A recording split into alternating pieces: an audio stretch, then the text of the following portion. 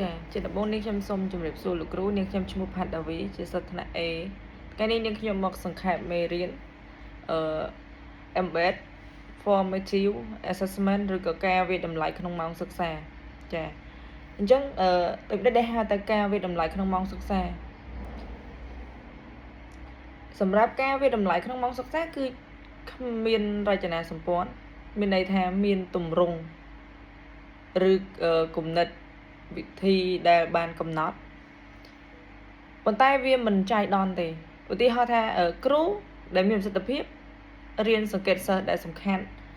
នៅក្នុងថ្នាក់នីមួយៗដែលបង្ហាញប្រតិកម្មរបស់ពួកគេយ៉ាងច្បាស់ជាងអ្នកដទៃសិស្សទាំងនេះពេលខ្លះមានសម្លេងនិងលេចធ្លោហើយខ្លះទៀតជាអ្នកដឹកនាំស្ងប់ស្ងាត់ចាហើយមួយទៀតហេតុអីបានជាសង្កេតសិស្សពេលម៉ោងរៀនចាទីមួយគឺយើងត្រូវតែមើលពីធម្មជាតិនៃការចូលរួមរបស់សិស្សចាយើងមើលពីបំណិនអន្តរកម្មបុគ្គលរបស់សិស្សក្នុងការងារក្រុមយើងមើលទៅលើពីភាពត្រឹមត្រូវនៃចម្លើយកូនសិស្សក្នុងពេលឆ្លើយសំណួរចាហើយមួយទៀតមើលពីបំណិននៃការប្រើប្រាស់ភាសាវិទ្យាសាស្ត្រ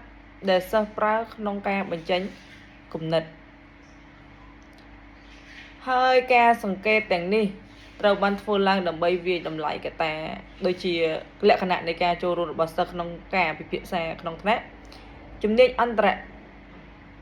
បុគ្គលដែលប្រើក្នុងក្រុមសហការភាពត្រឹមត្រូវនៃការឆ្លើយតបរបស់សិស្សចំពោះសំណួរជំនាញពាក្យសម្ដីដែលបង្ហាញក្នុងការបញ្ចេញគំនិតថាតើត្រូវការឧទាហរណ៍បន្ថែមទៀតឬអត់តែបន្តគឺតើសិស្សណាដែលគ្រូត្រូវតែហៅចានិងកម្រិតចំណាប់អារម្មណ៍របស់សិស្សកម្រិតនៃការយល់ដឹងដែលបង្ហាញក្នុងចម្លើយរបស់សិស្សឬក៏ការឆ្លើយតបនឹងអារម្មណ៍របស់សិស្សចាចំណុចសំខាន់មួយទៀតគឺការវិតម្លៃអាកប្បកិរិយាដែលគ្មានវិចារនៅក្នុងចំណុចនេះផងដែរគឺគ្រូបង្រៀនពឹងផ្អែកយ៉ាងខ្លាំងទៅលើភាសាកាយវិការការបង្ហាញទឹកមុខនិងទំនាក់ទំនងភ្នែករបស់សិស្សសម្រាប់ការសង្កេតដ៏ត្រឹមត្រូវ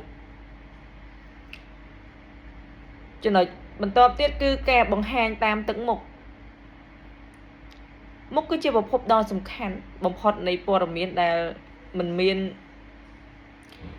មែនជាពាក្យសម្ដីព្រោះវាជាច្រកចេញចម្បងសម្រាប់អារម្មណ៍ហើយវាកម្របំភ្លៃអត្ថន័យណាស់ពេលសង្កេតទឹកមុខយើងផ្ដោតលើតំបន់3គឺចិញ្ចើម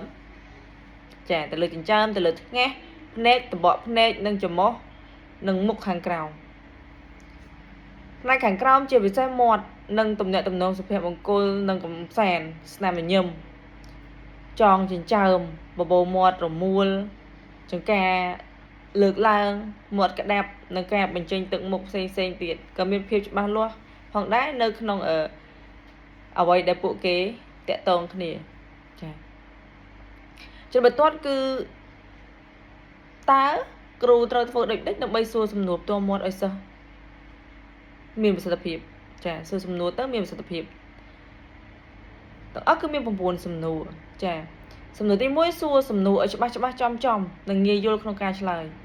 ចាទី2គឺសួរសំណួរដែរប៉ុន្តែដែលបានផ្គូផ្គងជាមួយលទ្ធផលសិក្សារំពឹងទុកទី3គឺសួរសំណួរដែលសិស្សក្នុងថ្នាក់ទាំងមូលអាចឆ្លើយបានទី4គឺផ្ដល់ពេលវេលាគ្រប់គ្រាន់ក្នុងការឲ្យសិស្សឆ្លើយទី5គឺផ្ដល់ចម្លើយសមរម្យឬមតិត្រឡប់សមរម្យដែលការឆ្លើយរបស់សិស្ស6ជៀសវាងសំណួរទម្រង់បិទដូចជាបាទឬក៏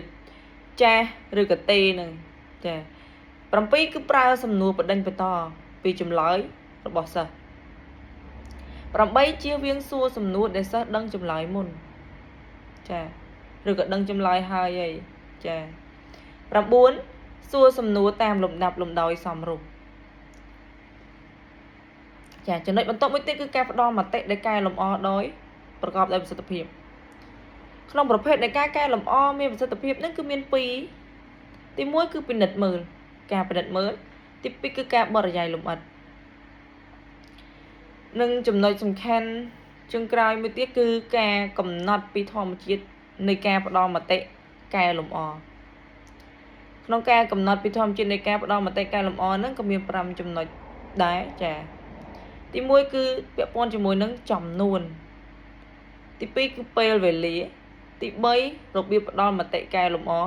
ទី4គឺពាក់ព័ន្ធជាមួយនឹងអ្នកស្ដាប់ទី5គឺប្រភេទនៃកិច្ចការចាអញ្ចឹងមេរៀនសង្ខេបរបស់ខ្ញុំសូមបញ្ចប់ចាសូមអរគុណ